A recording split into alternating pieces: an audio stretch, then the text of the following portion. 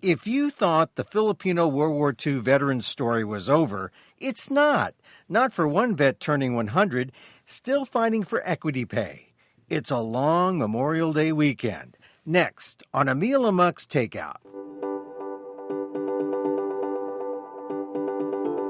Hi, everyone, and welcome to what I call Emil Amok's Takeout. We serve it, you take it out. It actually forms the acronym EAT, E-A-T, and it is time to eat. My takes on all things about race, society, politics, and diversity, and everything those things touch in our culture and society, with respect to Asian Americans. And you don't have to be Asian American to lend us your ears. It's your minds we want. I'm Emil Guillermo, your host, and you might say, why Amok, Emil? Well, the short story is, for nearly 15 years, my Emil Amok column was a staple of Asian Week, what was once the leading Asian American weekly in English in America. Amok was the name of my compilation of essays. It won an American Book Award. And Amok is on my driver's license, my middle name. Not indicative of my mental state. It's also the name of my solo show, The Amok Monologues, coming its premiere at the San Diego International Fringe Festival, June 23rd through 28th. Please come by if you can. And I have a special excerpt on Monday, June 12th at the San Francisco Marsh on Valencia Street. So that's the Amok Monologues, my solo show, me, no microphone, but just hopefully you in the audience. That's June 12th at the Marsh in San Francisco and June 23rd through 28th at the San Diego International Fringe Festival. And now, of course, you know, my Amok rantings, I don't really want to call them rantings. They're not rantings. They're a journalistic column, home based on the website of the Asian American Legal Defense and Education Fund blog. That's at aaldef.org/blog. Check it out. And if you like what you see and hear, ALDEF is a 501c3. Go to the donate button there. It's tax deductible.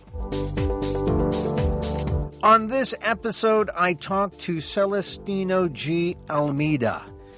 I've been following this guy for a couple of years now. I mean, he's been the guy on the forefront fighting for equity rights still for Filipino vets. He's 100. That's right, 100 this June, a centenarian, a Filipino World War II vet who I met. I talked to him on the phone, but I actually met him for the first time on my recent trip to D.C. I recorded the conversation we shall hear from Celestino G. Almeda, Filipino World War II vet. If you thought it was over, you know, when Obama signed into law the lump sum benefits for Filipino vets, equity pay in 2009, it's not. He's still fighting. He's still appealing. We'll get to his story today. Also coming up, it's Asian Pacific American Heritage Month, and it's a good time to check in with the new president-elect of the Association of Asian American Studies, I thought. Professor Theo Gonzalves of the University of Maryland, Baltimore County. He chaired the department there. He's now the president-elect of the AAAS, the AAAS, and he's going to be with us talking about the importance of Asian American studies now, especially in the Trump era. It's even more important than ever. He goes over what parents should think if their kid says, hey, you know, Mom and Dad, I want to study AAAS, or I want to study Asian American studies. And, you know, in the old days, people would think, oh, you want to study basket weaving? It's not basket weaving. Not even Asian American basket weaving. But, you know, that has been the rap. And I admit that was sort of my prejudice against it. And what did I end up studying? Yeah, I ended up studying a kind of Asian American history. It still doesn't exist at Harvard, but I ended up, those were the classes that meant most to me. So we'll talk to Professor Theo Gonzalves, the president-elect of the Association of Asian American Studies, on this program. But first, we had a special preview of, our favorite. Because, some things just make you want to go amok, and with the help of our lead singer, David Dow, you know him as the United Drag Star. Not exactly RuPaul, but he was in agony over his truth. So here are some things worth shrieking about this week. This body-slamming Republican winning an election in Montana. Now, that's taking autocracy a bit too far, don't you think?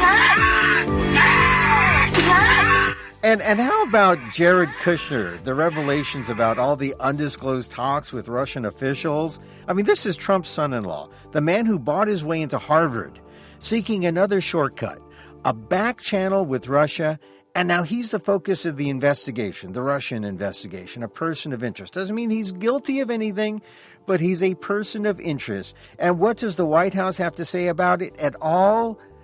Nothing. Okay, all right. But, the story that you may have heard about that I'm particularly hot about is martial law in the Philippines, or what I call partial martial. Now, I wrote about this on my Emil column, which also appears in the Inquirer.net, the Philippine Inquirer, which is the largest Philippine daily, their online site for global Filipinos. Inquirer with an I, INQUIRER.net. I think it's particularly disheartening to see the country of people power to be once again under martial law, even though it's a partial martial. But, what can you expect from a Philippines led by a quick-triggered man out to fulfill his destiny as the second coming of Ferdinand Marcos, And so I'm taking a kind of a philosophical view here. This is the natural evolution of Rodrigo Duterte, as if he was just waiting for the opportunity that occurred in Marawi, the city in Mindanao, just to fulfill his destiny. I mean, one small part of Mindanao under siege, yet enough to declare martial law for the entire region for at least 60 days, which means the rights of not just the rebels, but of all private citizens are compromised. Now, if you thought the extrajudicial killings throughout the Philippines of more than 8,000 was bad, just wait till you see what the government can do when the focus goes beyond drugs and is based on international terror. I mean, it was interesting at the Duterte press conference this week. Duterte wasn't even sure how bad things were in Marawi, but, he used an example of a police chief who was decapitated as an example of the violence that was spreading, saying that these things cannot be allowed and it's up to the government, right, to come in and stop this because, as he said, it is an open defiance and the violence and atrocities continue. But, hey, wait a minute. It turns out that the chief of Marawi wasn't decapitated at all. He told the Inquirer, hey, I'm still alive. Now, that's a quick trigger, wouldn't you say? I mean, with Duterte so willing to use that as his main example, and the main example turns out to be a no-go, a non-starter. The guy, Romeo Enriquez, who's the senior inspector, head of that Marawi police department, saying, hey, I'm still alive. Hey, but this is the most egregious example of Duterte using to justify his power grab. And what can you say? Partial martial for the entire region, totally unnecessary. The army had yet to deploy what was needed. And then when you consider that nothing like this, not even a real beheading, there was a real beheading recently, a few months ago. Nothing has forced this kind of reaction in the past. So when asked, what is different now? Well, clearly it's just world events. They've set up Duterte to maximize a move to approach his real desire and destiny, which is to be the new world autocrat of Asia. Consider the perfect storm. Duterte is in Russia wearing a suit, which you never see him. He's usually in some kind of polo shirt or T-shirt or something. But he's in Russia, being the international player, acting tough, and establishing the Trump-like bromance of the world's tough guy, Putin. As I asked in a previous episode here, I wonder if they talked about Trump. No doubt they did. I have a name for Duterte. I call him Rodidi. Rodi, because he's Rodi. Yeah, Rodi. That's my gangster rap name for the president. But, there he was. And while he's there in Russia, the world is hit by another international terror strike in Manchester, England. This time at a pop star's big concert, Ariana Grande's. And it claims young people's lives, establishes a new wave of fear throughout the world. So add that on top of the Marawi incidents, and Duterte is handed his spotlight moment on the world stage. This is the kind of leverage a small country like the Philippines needs to punch above its class. Sort of like Manny Pacquiao going up the weight classes, the weight divisions in his boxing journey to legendary status. Of course, until he came out with all those homophobic statements. So what is the Philippines' reaction to Islamic rebels in Marawi? As Duterte said, government must put an end to this. Government cannot gamble with ISIS because they are everywhere. This is ISIS as boogeyman. This is the kind of talk that works whenever an autocrat wants power. So look at what Duterte does. He cuts short his visit to Russia. He leaves Putin early for the only thing that could boost his image. I can just hear Rodi saying, "Excuse me, I must crack down on my innocent countrymen and impose my will. Give me..." Oh, he would say it like this. "Give me a rain check on the Borscht dinner, please. I must crack down on my peoples." And for the U.S. side, we now have the classified documents leaked to the media. I mean, you saw this last week, too. It's the May 2nd memo. Oops. It's the May 2nd memo from Marshal Alvarez, Acting Assistant Secretary of the Philippine Department of Foreign Affairs. He issued a transcript of a phone call on April 29th between Trump and Duterte. And this is the thing that was leaked to the Washington Post and to The Intercept. In the call, Trump praises Duterte. Quote, "I just wanted to congratulate you because I'm hearing of the unbelievable job on the drug problem. Oh, he didn't shriek like that. He would have been drugged. Too drugged to shriek. Trump says, "Many countries have the problem. We have a problem. But what a great job you're doing, and I just wanted to call you and tell you that." That's Trump to Duterte, the President of the United States, praising the human rights abuses that are extrajudicial killings. I'd have to say that's a startling admission. Trump would like to shoot them all and ask questions later?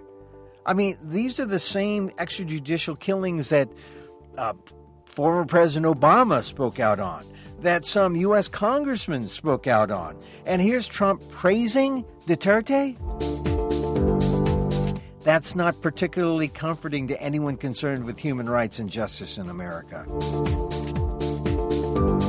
Even more startling is Trump and Duterte's exchange on North Korea's Kim Jong-un. Here's Duterte. "He is not stable. He keeps on smiling when he explodes a rocket." I guess you call that autocratic small talk, right? And then Trump reveals the big secret. And this is what people worldwide, or at least people in the, who are in the diplomatic community are scratching their heads over. It's Trump with his big lips, loose lips, sinking ships. Trump saying, quote, "We have a lot of firepower over there. 2 submarines, the best in the world. We have 2 nuclear submarines. Not that we want to use them at all." That's Trump telling Duterte about the submarine power of the U.S. in the region. Oh, pro forma autocratic small talk, you say? I don't know. People are pretty upset. that here's the President of the United States leaking secrets, complaining about leakers, and then being the biggest leak of them all. Trump then asked Duterte to call China's President Xi to help out on North Korea. In the U.S., people are concerned that such loose lips by Trump has given away a strategic advantage. Trump has been on a tirade, of course, against leakers, and here he is, the big leaker himself. For Duterte, the transcript reveals he's just happy to be in the loop between the most powerful men in the world, who lead Russia and China and the U.S., and there's Duterte, who has one suit and a lot of polo shirts. So what else can the guy do to solidify his sense of power and importance at the zenith? Of course, declare partial martial. Unnecessary for the situation, but necessary for a strong man in the making. On Wednesday, he was trying it on for size for the first time. Martial law is martial law, Duterte said. My fellow countrymen, you've experienced martial law. It would not be different from what President Marcos did. I will be harsh. Great. The last thing the Philippines needs. And who is speaking out? Just reading the Inquirer, seeing what's being said. Everyone seems to be backing the action because, as Duterte says, it's ISIS, the international boogeyman. No one seems to be questioning the slippery slope we're on now. What's next? Free speech? Social media? News blackouts? American Filipinos who left the Philippines during the Marcos era and came to America and, where else? Who else? Where else in the world? All right, it's a diaspora, right? But most came to the United States. American Filipinos know how it works. 60 days from now, that's partial martial. Maybe in 120. What's going to happen? Is martial law going to be pulled? Or will it be extended? Consider Mindanao today, the entire country next. So you might call this period Duterte's test drive to absolute power. And this means voices worldwide need to speak out. But the voices that count the most are in the Philippines. Duterte's invocation of martial law was unnecessary. It's time to speak out and let your voice be heard while you still have one.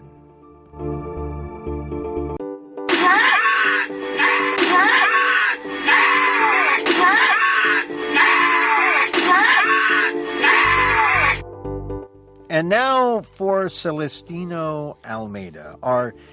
He's on the verge of 100. When I talked to him, he was 99, but he'll be 100 in June. And as you know, Memorial Day always winds up the annual observation of Asian Pacific American Heritage Month. And what better way to remember the story of the Filipino veterans of World War II, which, along with the Japanese American internment, which celebrated, I don't know if celebrated is a term, which commemorated the 75th year since Executive Order 9066. These are the two stories that linger as the moral compass of our community. And for that reason, this Memorial Day is a special one for Filipino World War II veteran Celestino Almeda. Despite many vets seeing that equity pay windfall in 2009, a handful like Almeda are still in appeals. His fight for justice with the U.S. government has been the bureaucratic version of the Bataan Death March. That's no disrespect to the survivors of that historic event 75 years ago. Almeda certainly will remember deceased friends like retired U.S. Air Force Major Jesse Baltazar, who was a former POW who actually survived the Bataan Death March in 1942 and, in fact, died just last year at age 96. Baltazar could often be seen with Almeda fighting side by side in Almeda's bureaucratic battle with the VA over equity pay. But now, If you go to the website at aldef.org/blog, you'll know that Almeda was a young soldier in the Philippine Army Reserve when he answered the call of U.S. President Franklin Delano Roosevelt to protect the Philippines with the U.S. Armed Forces of the Far East, the USAFFE. The added lure was full benefits as a soldier, including U.S. citizenship. And remember, the Philippines was under the American flag. They were Philippine nationals. They were under the United States. As you'll hear in my interview with him coming up, Almeda the reservist was made active for a year. He was then made inactive when General MacArthur retreated to Australia as the Japanese took over Manila. Almeda has all the documents, all the Philippine Army documents signed by U.S. officers that say, hey, he was there, he was fighting, he's legit. What he doesn't have is the record that he served in the guerrilla forces when General MacArthur retreated, but Almeda says those were verbal orders only. Once the war was over, Almeda was made active again and actually did serve side by side Americans. There would be no problem with any of that until President Truman, of course, signed the Rescission Act of 1946, which stripped the Filipino veterans of any right to the benefits that had been promised for their service. And ever since then, for more than 70 years, Filipinos like Almeda have been fighting piecemeal for a restoral of all the benefits due them. You know, Almeda's service has been good enough, though, to help him get U.S. citizenship in 1990. He's even been given a VA card for medical benefits. But it wasn't until President Obama in 2009 finally came through with a lump sum payment. Oops. David Dow's shrieking there out of turn. A lump sum payment of $15,000 to Filipino veterans living in the U.S. and $9,000 for those still in the Philippines, then Almeda found himself in the bureaucratic battle of his life. The VA has approved more than 19,000 cases, according to its website. The payout has been more than $220 million, but it's also rejected close to 24,000 cases. There's about $56 million left in the pot. But that doesn't mean the VA is so willing to give it out, at least not to Almeda. To this day, the VA doesn't honor the Philippine Army documents. He's still currently in appeal, but in the meantime, he's taken to public protests, like the one last year when Robert McDonnell, the VA secretary under Obama, appeared in public. In the Q&A part of the program, Almeda tried to appeal to McDonnell, but had his mic turned off. Now, one of the reactions to McDonnell's his turning off of the mic was a stern rebuke from retired General Antonio Taguba. You know Taguba is the general who led the investigation into Abu Ghraib. Taguba pointed out that updates to the law directs the Secretary of the VA to consider all forms of evidence of service, not just those originally considered. This amendment has not been fully executed by the VA, Taguba complained to McDonnell, and now a year later, McDonnell's out, a new VA head is in, and Almeda is still fighting for justice. Almeda is locked in to some kind of baton death march of appeals, hoping to get approval for his lump sum before he turns 100. It's Memorial Day weekend, but his taste for justice has not died. Listen to him tell his story just days before his 100th birthday and see how Almeda's still got a lot of fight left. My name is Celestino G. Almeda. So, Mr. Almeda, tell me about your experience in the USAFFE. Well, where were you when you heard Well, you see, I am by reserve of the Philippine Army, having graduated 2-year basic ROTC and a training at the Reserve Officer Service School. That's why I became a reserve. When the Japanese bombed Clark Air Base, I was called to active duty. How old were you? I was 22. And this was after Pearl Harbor, right? Yeah. So first the Japanese bombed Pearl Harbor, and then Then Clark Air Base. Then Clark. December 8. Yeah. And I was called to active duty December 20 of that year. So you were reserved Yeah, in the reserve. Philippine Army. Yeah, Philippine Army. And then you didn't join the USA FFE? No. I was a reserve of the Philippine Army. And when I was called at the Far Eastern University. That is where the headquarters of the Philippine Army was then. And I was assigned to the Anti-Sabotage Regiment, a component of the U.S. Armed Forces in the Far East. And so there's no question that you were in the Philippine Army serving with the U.S.? Yeah. Because you see, the Philippines then is a territory of the United States. And we are not exactly citizens, but we are nationals of the United States. And so when FDR put out the call for the men to join the USA FFE, they really were members of the Philippine Army. Yeah. Okay. And then when the Japanese entered Manila, I was reverted to inactive status January 20 because they don't need the services of so many people in the government. So I was reverted to inactive status. That is where I was approached by one of the company commanders of the Anti-Sabotage Regiment to recruit somebody for the guerrilla services, which I later knew that it is a component of the Central Luzon Guerrilla Army under the command of Major Edwin Ramsey. But all the transactions were verbal. There are no written documents. They're all verbal? All verbal. Yeah.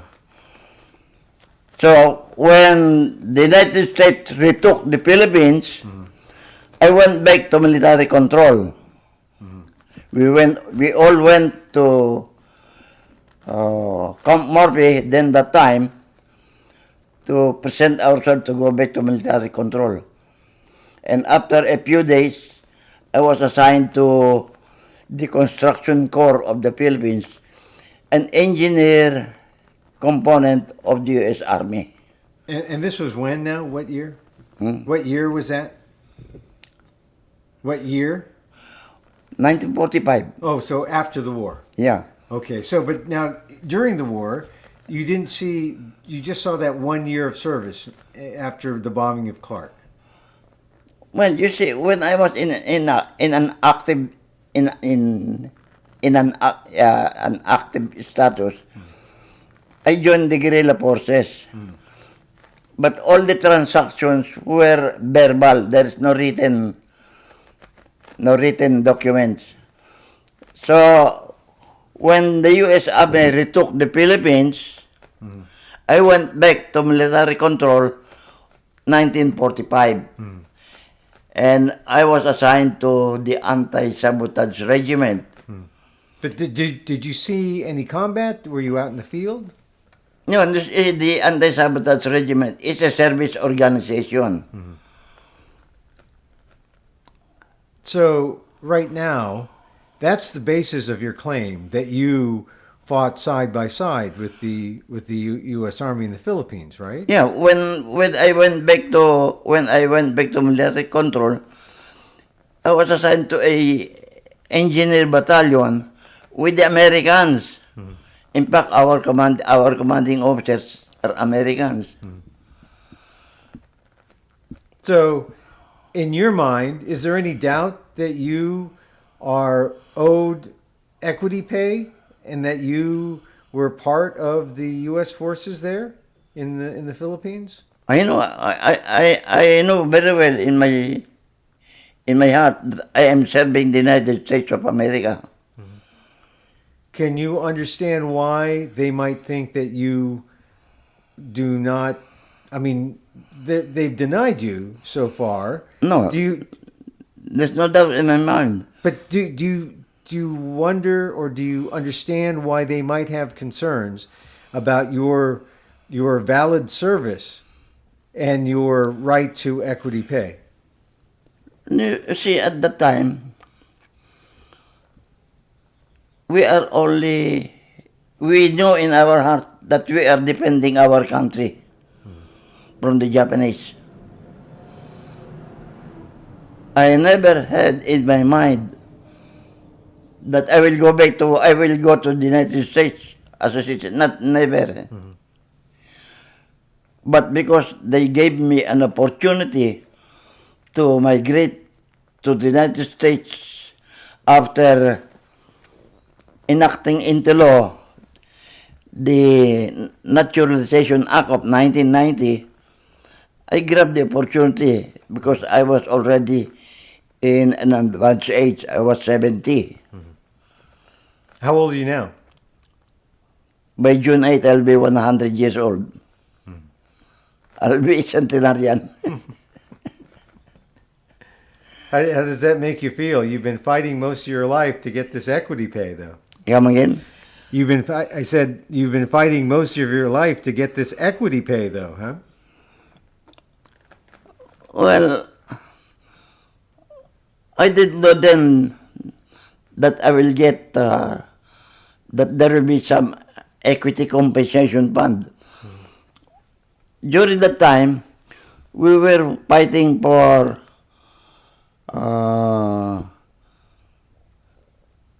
a bill which is number 3165, I can remember, that they will give us equal rights as our American counterparts. And I have been lobbying, I have been going with the veterans group, with the American Coalition for Filipino Veterans of World War II, headed by Mr. Eric La Chica, to fight for equal rights as American counterparts. And then in 2009, when President Obama signed into law the Equity Compensation Fund for Filipino World War II veteran, I applied for it. Knowing that I have the necessary document to prove that I have served, I was confident that I will be awarded the compensation. But sad to say they don't have the record at St. Louis, Missouri, which is the depository record for all records of the Philippine Army. I know that some of those records may have been lost in the Philippines, destroyed by the Japanese, but there was also a fire in St. Louis. Yeah. So was that what happened to your documents? Well, that may be one of the various reasons why I don't have my record at St. Louis. But when my case reached the Board of Appeals 3 days before the court hearing, we received a document from St. Louis, Missouri. This is the called PIL-RICOM document. Beleaguered person who were awarded a certain amount of money,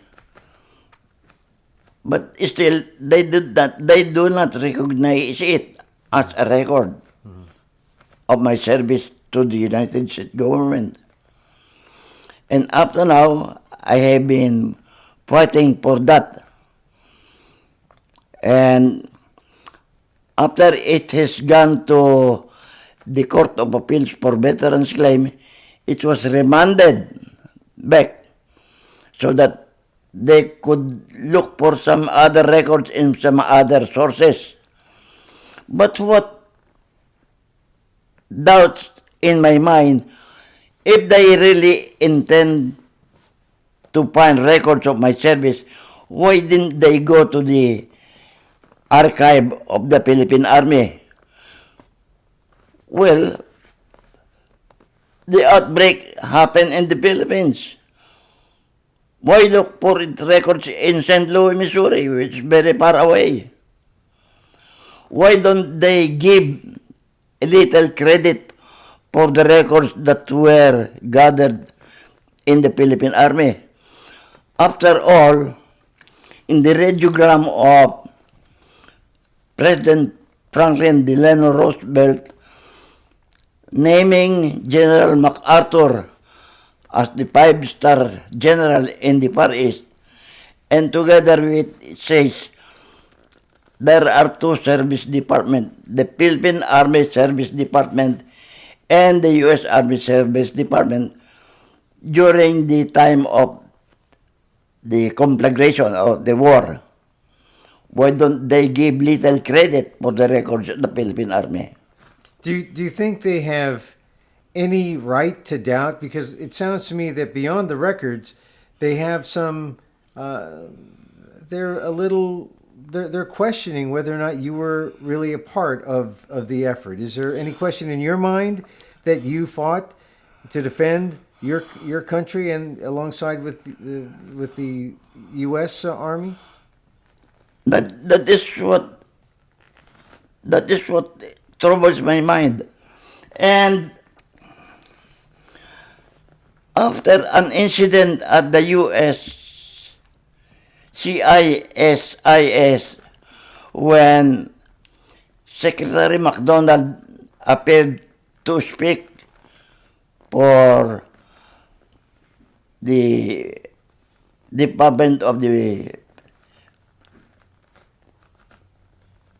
Veterans. Mm-hmm. After his presentation of his paper, I asked a question. I have been writing you for sending you email for a long time and you have not responded. Do you still remember me? And he said yes. And after that, the moderator of the USCISS motioned to take the microphone away from me because I am out of order. And my question is not a question of the presentation of that day. So, General Taguba, who was then an audience the next day, tweeted through the internet that what you have done to Mr. Almeda is uncalled for, considering his age and his claim why he spoke. You should have given him time, maybe not in public, but you may have called him in private to answer his question. And then 1 week later, that is when Secretary MacDonald wrote the U.S. Army for guidance regarding my case. And the U.S. Army, through their spokesman, Colonel McCulloch, responded. And the response was, they consider my services, but it is not enough to guarantee that I will be paid with the equity compensation fund.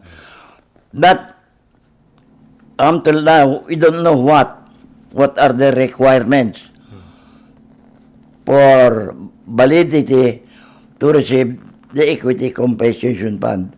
And up to now, that is still an open case. So how does this all make you feel? You're about to be 100 years old, and you're still fighting for your pay. How does this all make you feel? You fought in the Philippines next to the U.S. when you were 22, 23? Yeah. And now we're talking about 77 years later, and you're still looking for the back pay that they owe you? Well, you see, the reason why I have the courage to stand up for my rights is that I have my original records, original special orders that tells me where I have to report, what I have to do, and so on. And yet, why don't they recognize that record? It is a printed instrument signed by American officers, and yet they do not consider my services. All I know is, in my little knowledge of legal things, any statement written and signed for, even on a napkin, is considered as an evidence. And yet the document I presented are printed records signed by American officers. They don't consider it. I once showed my original document to Secretary MacDonald. He looked at the front page, and that is all. He did not look at all the other pages. Well, what do you think is going on? Why is the United States acting that way toward some vets like you? I know they made out some payments to some veterans who are here now in the U.S. and some who are still in the Philippines. They've rejected many. You're one of in the rejection pile, and there's about a rejection rate of about 60%. What do you think they are? Why do you think they're doing that? Or I presume within myself that the U.S. Army cannot admit that they made mistakes.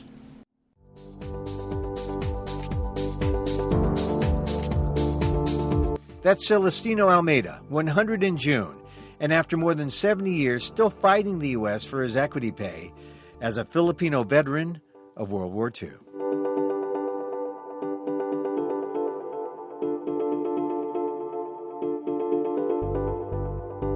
Now, on my recent trip to Washington, D.C., I was also able to talk to an old friend, Theo Gonzalves, of the University of Maryland, Baltimore County, and the president-elect of the Association for Asian American Studies. And what better way to help close out Asian Pacific American Heritage Month, but to talk about the people who are on the front lines, the people who are teaching Asian American Studies. So what are they doing? Well, what kind of actions are they taking? How is Asian American Studies fared and stayed relevant? How valuable is the AAAS degree now? And Theo came through and had some pretty, important observations, especially how Asian American Studies under Trump is more relevant than ever. Here is Professor Theo Gonzalves, the president-elect of the Association for Asian American Studies.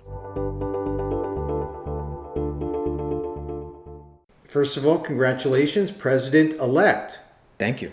And that means the AAAS, and I joke, AAAS means that you only service small cars. That's right. AAA, but I know batteries in your fire alarms. Yeah, but AAAS. But this is one of the premier organizations. We know this in Asian America. These are the intellectuals, right? The Asian American Studies. That's right. Professors. It stands for the Association for Asian American Studies, and it was founded sometime in the late 1970s.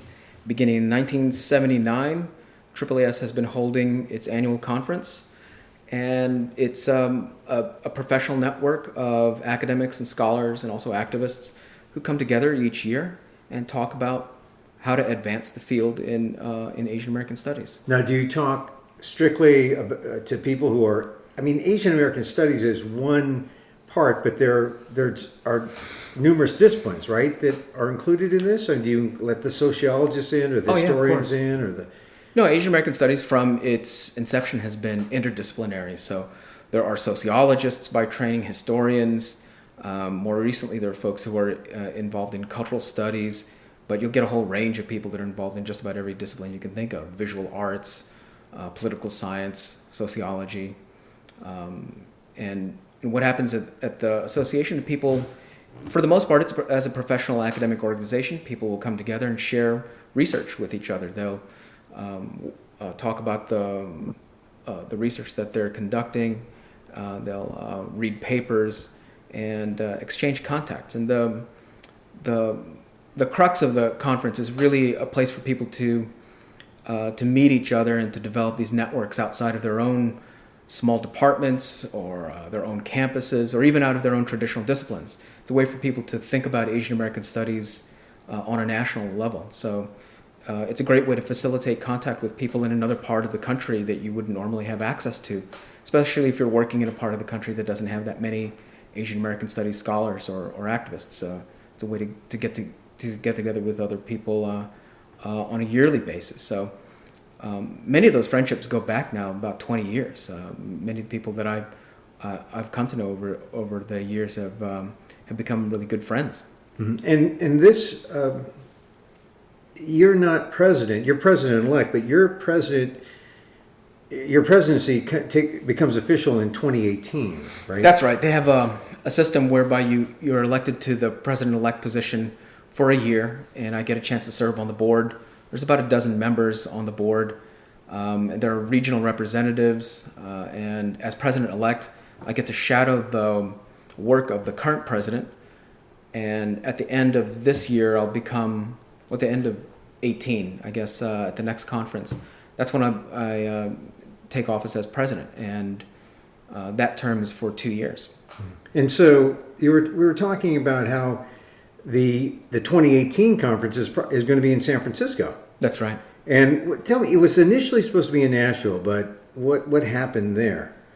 Initially, it was supposed to be in Nashville, and as a result, one of the board members pointed out that the state of Tennessee had passed some anti-LGBTQ legislation, and the state of California had also passed its own legislation, AB 1887, which stated that it prevented the use of state funds to pay for professional travel to states that discriminate against LGBTQ people.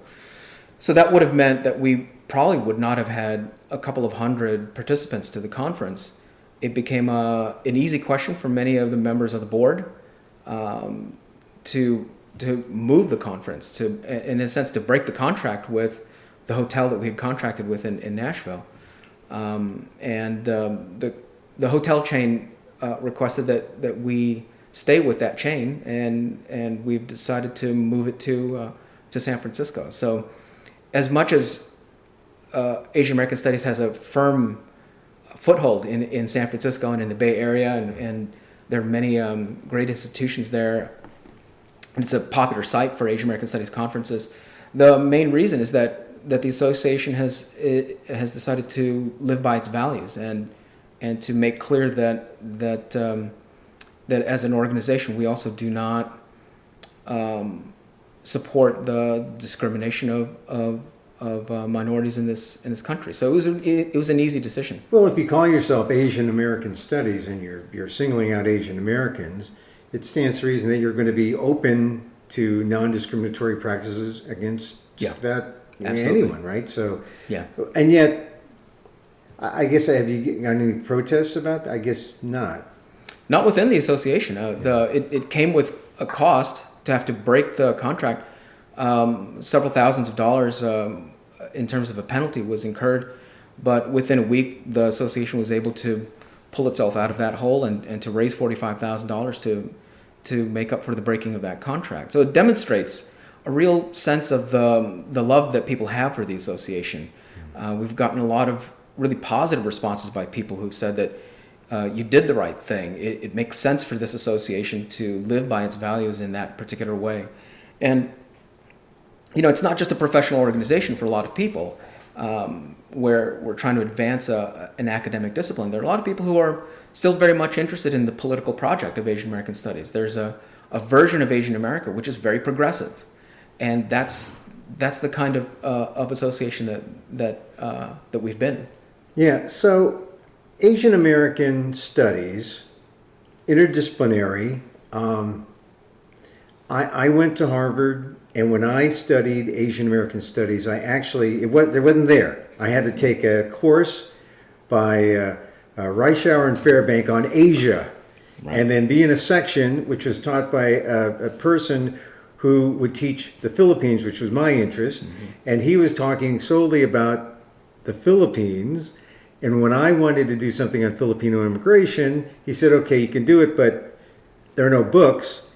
Go into the stacks. There were Filipinos who were scholars who had unpublished theses who went there to study in the 50s and 60s, and they were unpublished and waiting for someone who was curious like myself, and that was my research based on their original scholarship. Yeah. And the kicker is, to this day, there is no Asian American Studies at Harvard, really, right? Well, that's slowly starting to change. We have one of the members of our association is Genevieve Clutario. She's an assistant professor there at Harvard in Asian American Studies and history, and she's been part of a long campaign to get classes, get professors, to get a presence of Asian American Studies. And I think students are slowly responding to it. There's the presence of course, this one the sole professor that's out there in Cambridge, and I think the real challenge will be to get more of a presence there on that campus in the next few years. But it's slowly taking shape there. I mean, but I guess I bring it up because here you have one of the premier colleges of the land, and they don't have one. That's got to be, a sore. Well, it's not a black mark, but it shows that how legitimate is it if you have these schools where you'd want to have it and you can't get it into the academy. Yeah. Well, that's been the challenge. That is one of the goals of the association, has been to democratize higher education. To make sure that knowledge is being produced throughout the academy about Asian Americans in every sector. California has always been the stronghold for Asian American Studies, and you can go back to the 1968 strikes at San Francisco State College, and it has been slowly spreading out from there. One early example was to think about these caucuses called the East of California Caucus. It was quite a big deal to start thinking about Asian American Studies east of California. People were thinking about it in Cornell, at Penn, at Maryland, and that's been the case.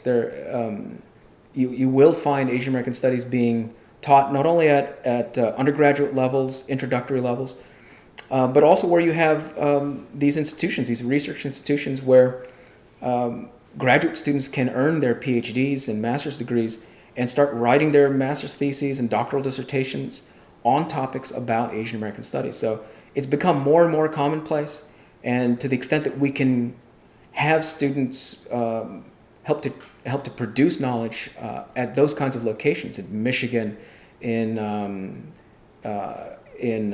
places like Maryland and Pennsylvania and Cornell and the rest, that really signals the growth of it. You also have presses, academic presses that have series in Asian American Studies at the University of Washington, at Temple University, University of Illinois Press. All these presses are recognizing the field and the demand that students have for this kind of research. So there's quite a pipeline, and there are now dozens of graduate students all around the country that are working in these fields. It used to be the case that you could go to one of these AAAS conferences, and for the most part, you knew everyone that was attending, friends of yours, and it's simply not the case nowadays. There are now multiple generations of Asian American Studies scholars, and now they're bringing their kids. Now they're bringing their young ones in strollers. There's a whole new raft of graduate students coming from Canada, which had not existed probably about 5, 7, 8 years ago. So it continues to expand in all kinds of interesting locations. All right, it's expanding. It's got to be a generational thing, because I have to admit to you, when I now realize that I should have majored in Asian American Studies if it was there, right? Yeah. If it wasn't there at where I was. And also there was the stigma attached to Asian American or any kind of ethnic studies. Well, here's one thing that was there at Harvard. African American Studies, right? AAAS. And in fact, the best classes I took at Harvard were African American Studies. And when I wanted to take a a poetry or a creative writing class. I couldn't get into Elizabeth Bishop's English poetry class, but I could get into the African American Studies creative writing class, where I could study the African American poets and write from a Filipino American perspective. Underneath that, that the acceptable, rubric of, what is acceptable study, of minority culture in America. Right. And because, the rap is, oh, you're going to go into basket weaving, right? Is that such an old line of thinking that we're way beyond that? Or are you still fighting that? Are you still fighting? Yeah. We're still fighting that. I think, but it's not just Asian American studies that's fighting that. It's every discipline in the humanities that's fighting that. Enrollments are down in anything that's not a STEM degree. And it's a shame that even as a president like President Obama had some things to say about what it means to be an art major, the current landscape of higher education is still highly slanted toward STEM and STEM careers. So parents are always thinking about getting their students to major in something that will hopefully guarantee a paycheck at the end. And if not a guarantee, then at least a greater likelihood of success. And very few parents are actually thinking about having their young ones come to campuses and studying in something like Asian American studies. And I think it's the same problem that a lot of students have, which is that you can study Asian American studies and either major in it, but then there are lots of other ways to get Asian American studies content. And the majority of students on my campus at the University of Maryland, Baltimore County, they're encountering Asian American studies as a general ed requirement. And so many of the students that we're getting are not themselves Asian American studies majors. They're bio majors or IT majors. But they are Asian American. No, they're every. I mean, 1/5 of the campus is of Asian descent, but it's as multiracial as any other suburban campus and urban campus in the country. So it's like me studying the history of Florence as a freshman, wondering what the heck am I studying the history of Florence and the Medicis here? Yeah. But they're asking the same questions in ancient studies. They're asking the same questions in art history. The art historians are also wondering, how can we get more majors, the visual arts majors? Well, visual arts seems to be doing well, at least on my campus. But your story was not that different from mine. I went to Santa Clara University as an undergrad. What is it? Oh, helicopter. That's a helicopter. Are we being spied, or is that a drone? Close. Could be Air Force One or Two. But when I went to an undergrad, when I was an undergraduate at Santa Clara University, there wasn't Asian American studies per se. There was ethnic studies. You could take it as a minor. And I was a political science major. But I took a black theology class. And I wanted to learn more about the theology of Malcolm and Martin. It's taught by a black theologian, Dwight Hopkins. When it came time to write a paper about theologies from around the world, Dwight Hopkins said, well, this is great. I think you understand this topic well enough in terms of black theology, but what about your own heritage? What's going on with Asian Americans or Filipino theology? And that set me off on another track that I hadn't really considered before, both thinking about Asian American localities in California. I'm originally born and raised in California, but also he got me to think about what was happening in the Philippines as well. And that's just a door that sometimes Asian American studies has to pass through. A lot of students go through Chicano studies, Latino studies, black studies, queer studies, labor studies. We get in through these other doors and kind of back into a sense of where Asian American studies can be. And that's still the case, I think, for a lot of students. Well, how do you break that? How do you make it more like, hey, here's the lane, here's where you go. You don't have to get to it through the circuitous route. You can go directly. And how do you deal with parents? Because I imagine a lot of the people may be on campuses now. They're first generation, maybe, or for their parents are immigrants, or how many people are what kind of person goes into Asian American studies? Are they the post 81 immigrants who say, hey, I'm interested in this? Because it seemed to me that those are the people who are pushing the STEM and pushing the kind of the STEM classes. Well, everyone is pushing the STEM. Yeah, right. Everyone. From the president on down, everyone is pushing STEM. My campus is 20 minutes from the NSA. So when you think about recruitment season on my campus, just about every math major gets recruited into one of the agencies. If you're in the D.C., Baltimore, Maryland area, it's a company town. So there are research scientists in all of the departments that are going to be recruited into government work or that kind of field. So the thing about how to preserve a sense of what the humanities and arts, that's still on top of our mind. Asian American Studies still has a role to play, and I think a lot of students end up finding themselves and the studies because they've taken one class, and it might be that gen ed class, or they might have a roommate who themselves took that one class, and they're activated by something that went on in that class. Maybe it was a project, maybe it was an interview assignment, or maybe it was a certain activity or project that they had to do. And then it spreads mostly by word of mouth.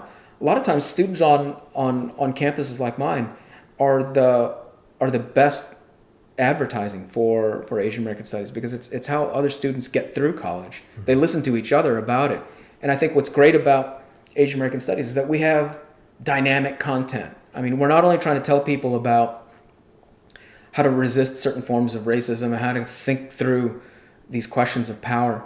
It activates students. It gets them excited about the fact that they are not only having to learn things, but they also have to unlearn what they know. So for a lot of students, they find it as a great challenge to kind of think about really pulling off those blinders. How about this idea of, I mean, I'm thinking about my search when I was in school, thinking about, well, I wanted to find out about my father's immigration, and because he was born under the American flag as an American national, 1906, and so it's a quest for identity. Is that still the prime mover? A quest for identity, a quest for where it is that you came from, or what is the intellectual drive that makes a kid sign up and say, I want to take Professor Gonzalves' class, or I want to be an AAAS major?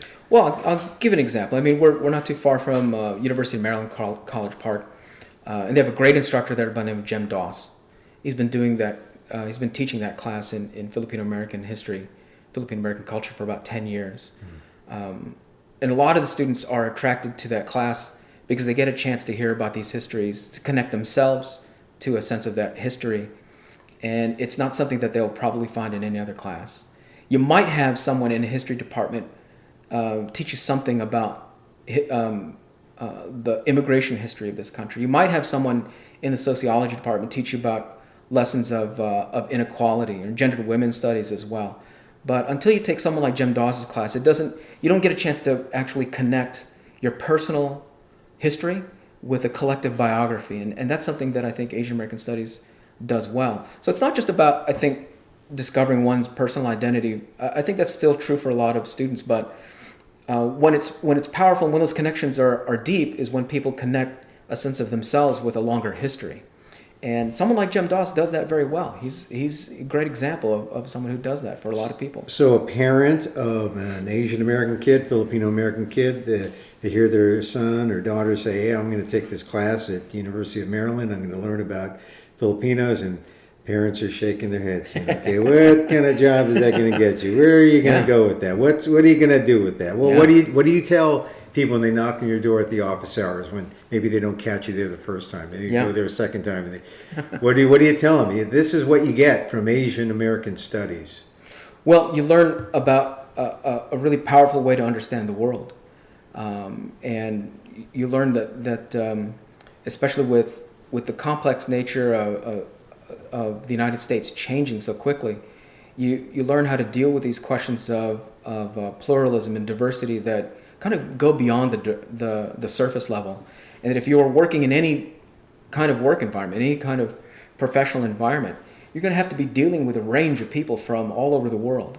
And Asian American Studies actually allows you to confront that without blinders on, and to understand that people come from very different histories, and that all of these histories have layers of power behind it. And it's a great way to understand the contemporary world. And I think that's something that every student should be able to have as a skill. Oftentimes we kind of think about waiting until the students go out into the real world.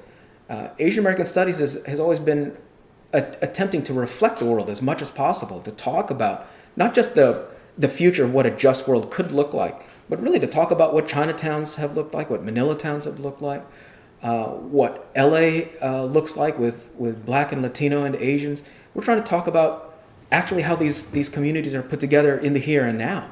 And if students can walk away with a true sense of what that means, then they'll be hopefully they'll ask more from the people around them, and they'll be better prepared for the world as they enter it. And maybe have a leg up on the chemistry major or the math major? Well, the thing about those majors is that they're so locked into their forms of study. They've got many times they have a rigid curriculum, and that's why it's so important to get at those students as well. So we can't just kind of turn away from STEM students and say, well, we want to kind of foreclose any sense of commonality with these STEM students. But they have such a rigid schedule, whether it's engineering or bio or chem.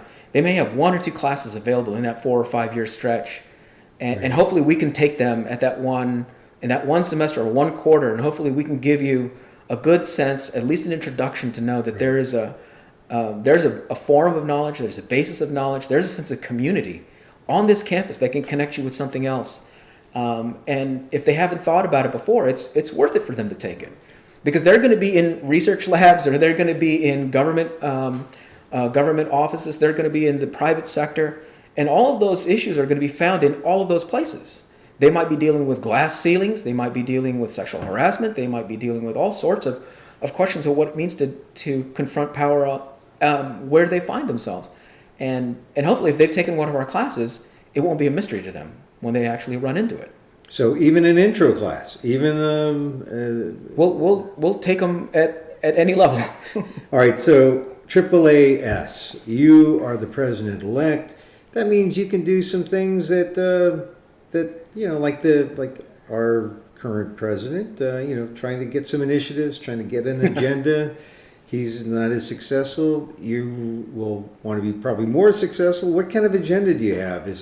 Where would you like to take Asian American Studies or the organization in terms of promoting Asian American Studies at the Academy? Well, becoming president of this association isn't at all like being president of the United States. Okay, so, I was trying to elevate you there. You're my friend. It's the same word, but okay, small p. But the board, and I'm speaking just on my own behalf, and I'm not speaking on behalf of the board or the current president. The way that the board makes its decisions, they make them as a collective. Mm-hmm. It's a good group of folks, and all of them are volunteers. All of them are devoted to the fields of Asian American Studies. They come from all over the country, and there's probably about a dozen people on the board. My goal is to help facilitate the growth of the organization.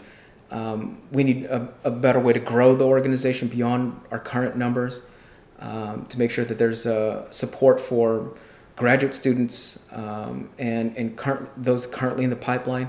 Also, the landscape of higher education is changing so quickly that what's impacting almost all of our campuses is the growth of contingent labor on campus.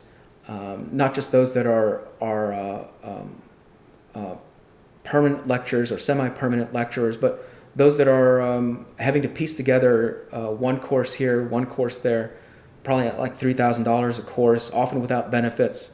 And oftentimes also without the respect of administration or even their fellow faculty members on campus. Hey, speaking as a former adjunct Yeah. in journalism, I understand exactly. And so how do people do, if there aren't any courses, right? There's some, like, they're growing, but you can't offer full professorships or, tenure. They're kind of, people become these academic nomads. Right. Or they piece, like you say, they piece together the adjunct positions, Yeah. course here, course there, three universities in the area, you do 2 courses at each, you got a life.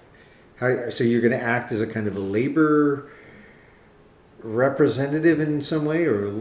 Well, I think our association can be mindful and also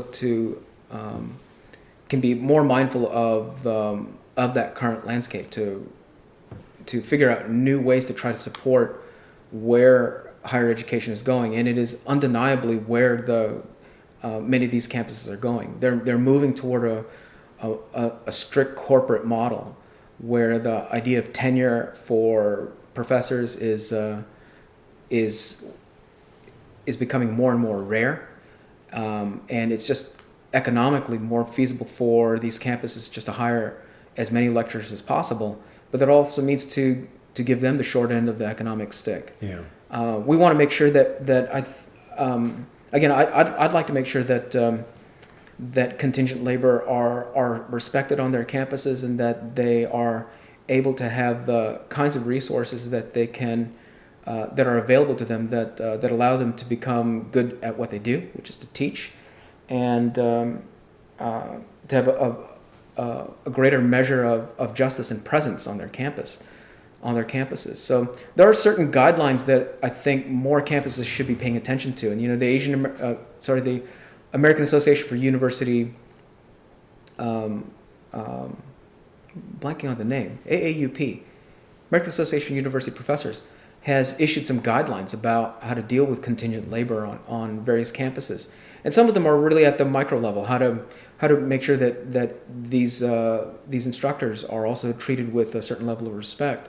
But there are a whole range of issues that attend to this, from having adequate office space, library access, but the really crucial ones is to kind of think about how to consider resources at other levels concerning benefits, because more and more people are having to go this route, and it really throws the whole field into a certain kind of disarray when you think about how to piece together life this way. Well, getting back to the original question about parents telling their kids, well, what are you going to do to get a job? Well, here's the real issue. Can you make a living as the Asian American intellectual? And doesn't it speak to the negatives about being an Asian American intellectual these days? I mean, that the value is not there,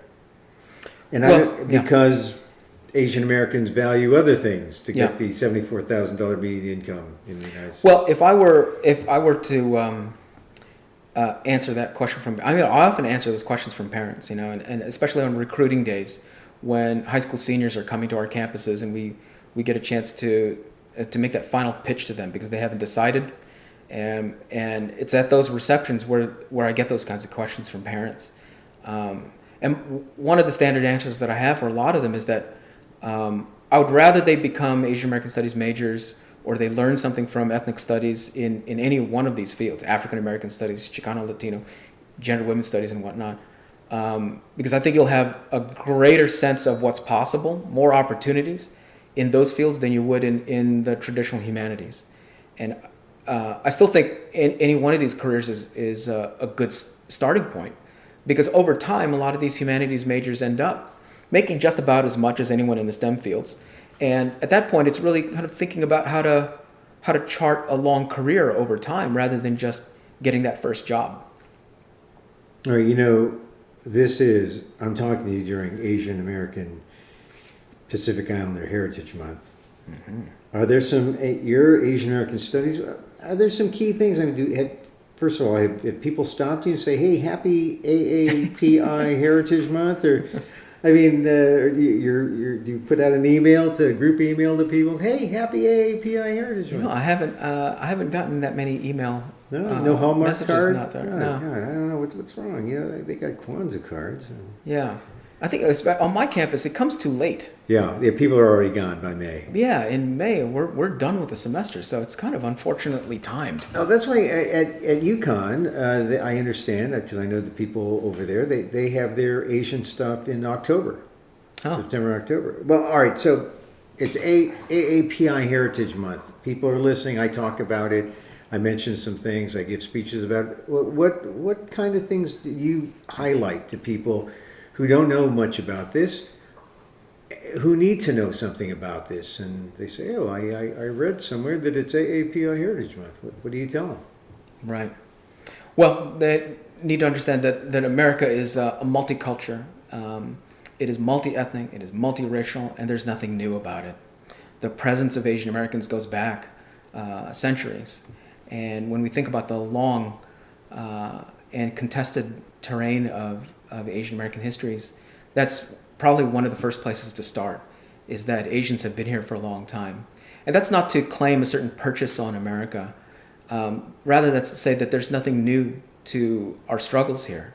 And while some families have come as recently as the 90s or the 80s, or certainly maybe since 65 with the Immigration Acts, the longer truth of the Asian presence in the Americas and then also in the United States is much older than people would have imagined.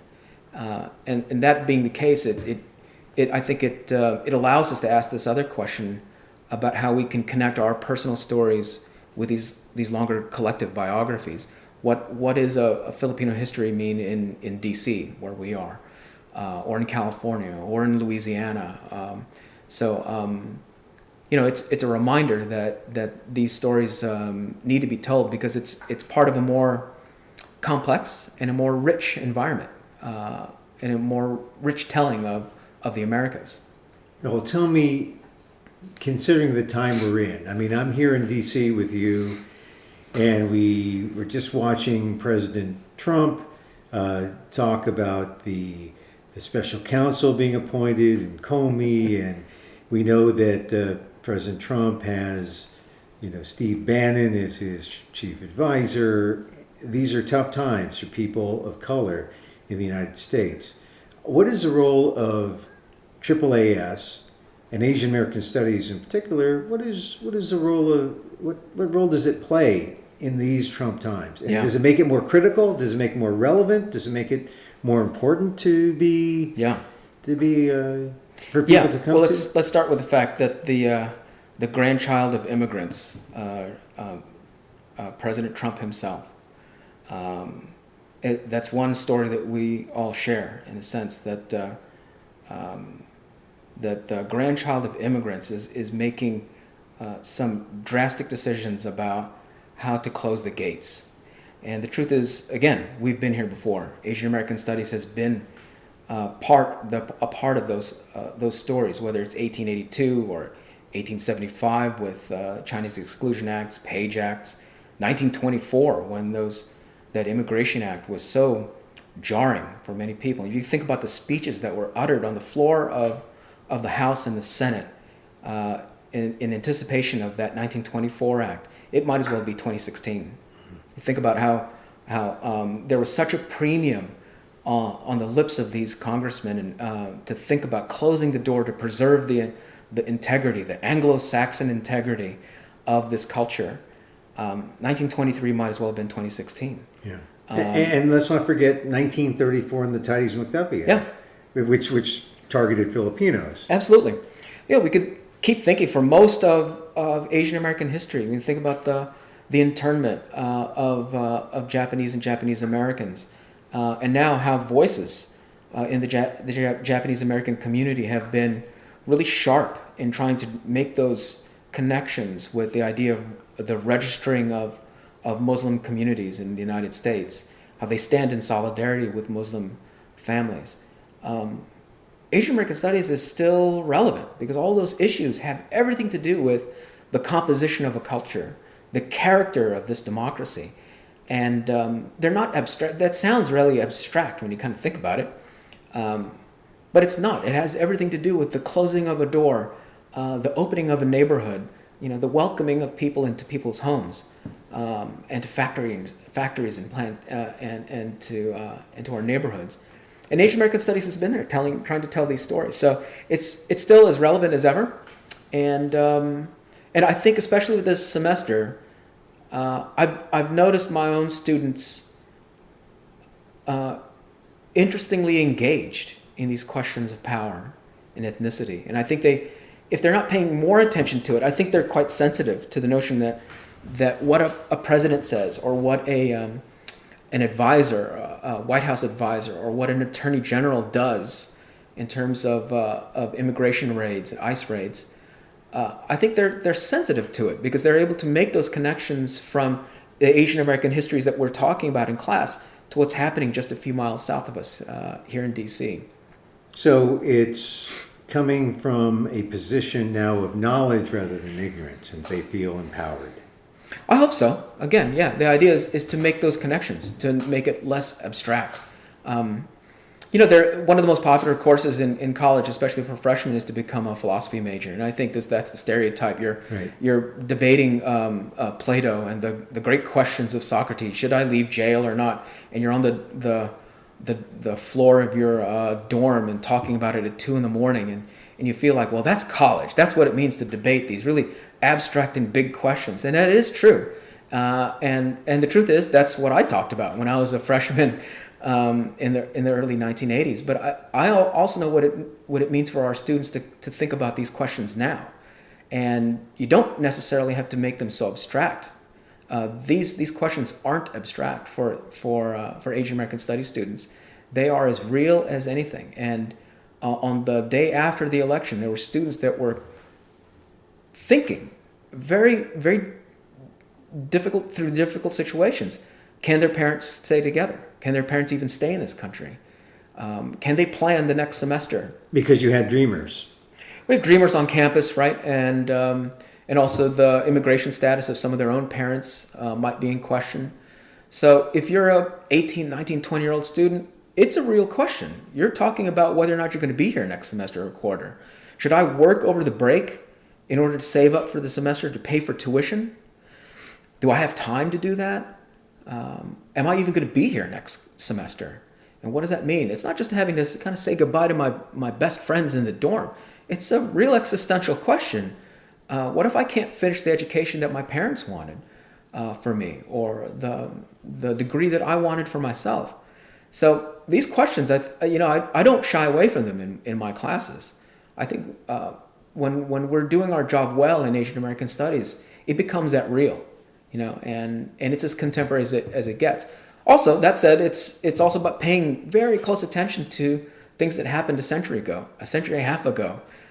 John Jang, the composer, Chinese American composer from San Francisco, was on our campus talking about his own career in Asian American jazz music, and he had reminded us that it was the 135th anniversary of the passage of the 1882 Chinese Exclusion Act. So for him, it might as well have been last week, because his family's history has everything to do with the passage of the 1882 Exclusion Act, and how his whole family was tied up with the question of paper sons and immigration papers. Right. And I was thinking, in the solo show I talk about my dad, and I talk about how he came in 1928, but I never made the connection about how he came in 28 and here I am. How did that affect my life? Because he came into a society with no Filipino women, and a society that was prone to suppress Filipino procreation. It was really a socio-biological kind of oppression to really, and really racist, because they singled out Filipinos. Right. They did not want Filipinos to have families here. Yeah. So I never really put that together until really, I had a sense of it, and I knew that, oh yeah, this is what happened to my dad, but I never got that lost generation sense until just really recently. And it's always been a part of the history. You never can shake the history. It's almost like, as if you were an African American, do you ever shake the history of your great-great-grandparents who might have been slaves here? Mm-hmm. It's always kind of... Well, a lot of us have to work against the institutions in which we've come up, and or even the culture that we find ourselves embedded in. And if we think about the 1920s, a dominant image that will come up will be the jazz age of F. Scott Fitzgerald, and we're thinking about Leonardo DiCaprio in tuxedos and these elegant cocktail parties in the middle of the night, and that really belies the fact that people were coming into America, like your dad, coming into America just a few years after that 1924 Exclusion Act. And it was a highly divisive time, a time of great division and anxiety and scapegoating. And people had to come anyway. And Filipinos came probably at the worst time, at the early part of the 20th century, to come to the United States after Chinese and then Japanese immigration had been halted at that point. So you can imagine what it was like for that early cohort. Again, it's understandable that you wouldn't know about these things until more recently, because American culture teaches us quite the opposite about what culture was like during that time. Well, yeah, I mean, I didn't realize until I did stories, and I was in Stockton. I did stories on the sterilization programs at the mental health hospitals, and that's where a lot of the women who dated Filipinos who were called morons were committed.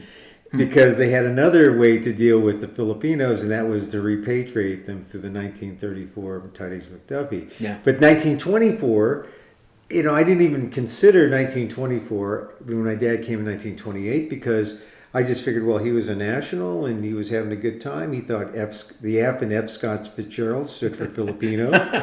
Yeah. And he had the suit and he had the fedora. He was all set. But society wasn't all set for him, so...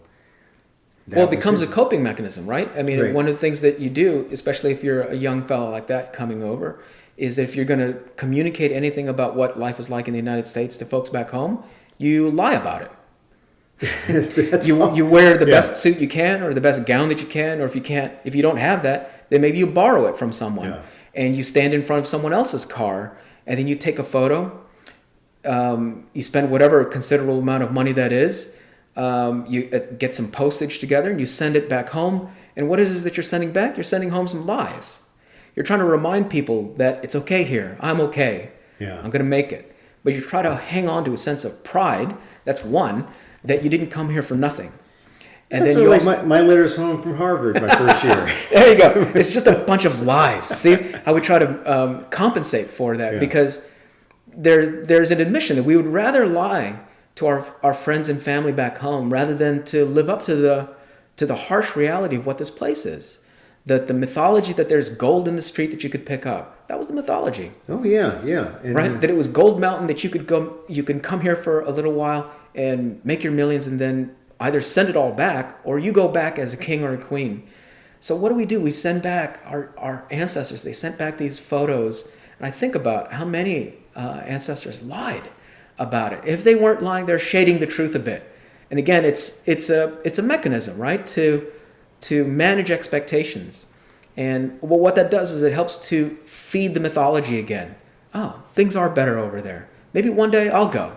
And you see, because I could see my uncle was making it in 1928 and 1929, and one of these days I'm going to go. And then you end up like Carlos Bolosan, and you land in the 1930s, and it's even worse. Well, my dad did the same. He told his cousins, "Hey, come to America. It's good. You can get a job like me in a restaurant."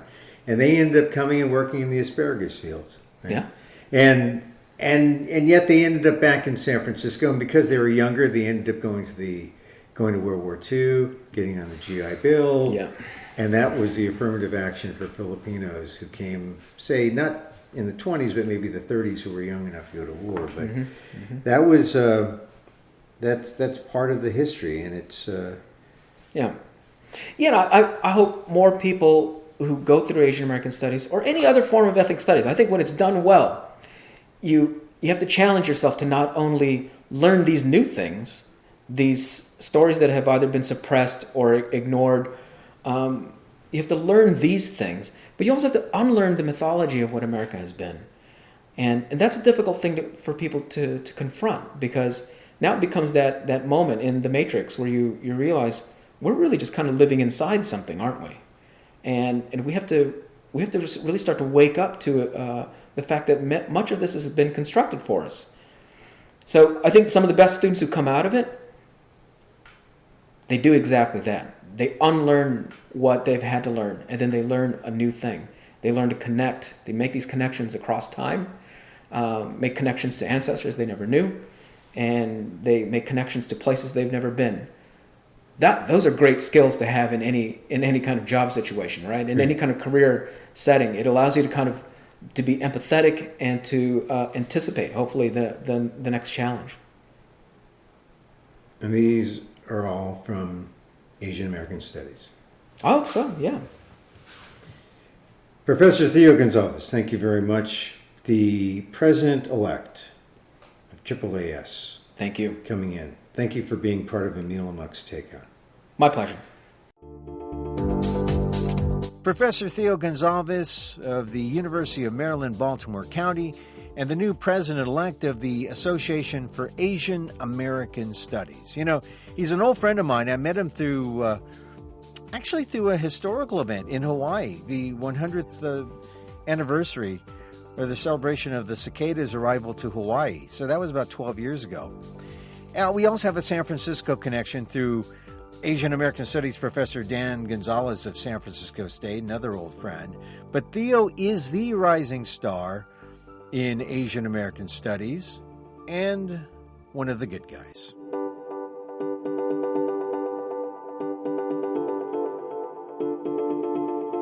Finally, some of you know I like sports as an outlet, as an escape. I write about it, I talk about it. I spend hours watching games, baseball, basketball. Football, not so much. I mean, I played football as a peewee, as a midget, as a junior in high school. I got my clock rung, and I tried playing club football at Harvard and got my clock rung. And that was it. I said, okay, maybe football is in my game. But now basketball. You know, my friends would say, Emil, you were the biggest fouler. You made Draymond Green look like a saint. You know, I fouled people left and right. I was not a good basketball player. I had more fouls than points. I had limited playing time because I always had like 4 fouls on me. I was a hacker, and it's because of my football experience. I thought, I believed in the rip-up, the forearm rip-up in basketball. But how else do you shake off a screen, huh? I mean, really. So anyway, I still love basketball, even though I didn't really understand it. And so when I wasn't a fouler, I was a gunner. So that should give you my basketball bona fides. I absolutely love watching the Warriors and all the screens and the picks. And if you don't know, well, it's really just an expansion of the two-man game, right? So if you grew up playing half-court basketball, two-man hunch, one-on-one, like I did in schoolyards or in playgrounds, which really I did. And that's where you learn how to hack and foul, by playing two-man hunch, right? Where, you take out in midcourt or top of the key, and then you go one-on-one and do some kind of, strange drive to the basket and score, or you do some kind of reverse layup or something like that. Anyway, or then you take it out, and when you want to rest, you put up a 3-point shot. That's where I learned basketball, and that's why when I started playing a 5-man game, I was totally lost because I only saw it as a 2-man game. But if you want to see the expansion of the 2-man game, all you got to do is watch the Warriors, because they do a different kind of run and gun. I mean, they gun for sure, but they gun, based on this movement of the, off of picks and back picks and screens. It's a beautiful game to watch. And, they call soccer the beautiful game. But for me, basketball in a confined space is what soccer wants to be. And soccer doesn't have the scoring of basketball. Basketball, each team scores 50 times a game if you consider 2-point baskets, right? That's a lot of scoring. And the games go quick, and the games go to a clock. So I've come to love basketball. And it's been a pleasure to be able to watch the Warriors, both on television and to be able to go to the Warrior games as a fan and, well, more as a reporter, covering the games and covering the people who go to the games. It's been a real joy to see the Warriors play. So here we have the team with the best team in the league, the Warriors, with the most bona fide stars. And then we have the Cavs, who have LeBron James, who, as they say, is just a freakish beast of a player. I mean, since he was in grade school, he is absolutely, truly gifted. You want to see the definition of giftedness? This guy is gifted. And so I have nothing but respect for LeBron.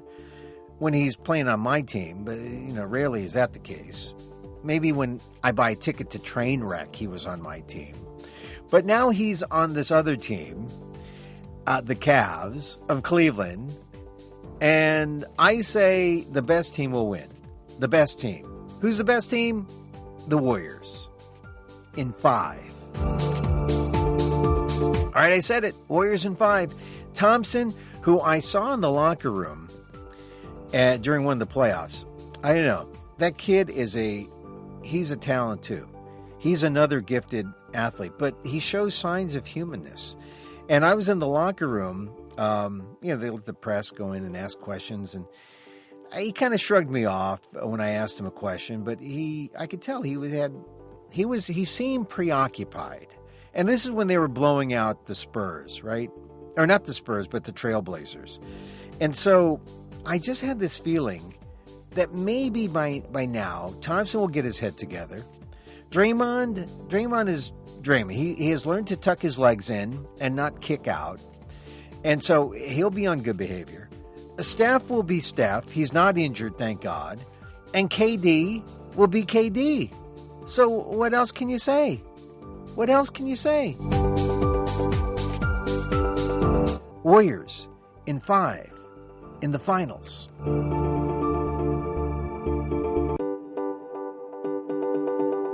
And that is our program for today. Hey, we're on iTunes. Please subscribe, rate, and review if you can, if you're so inclined.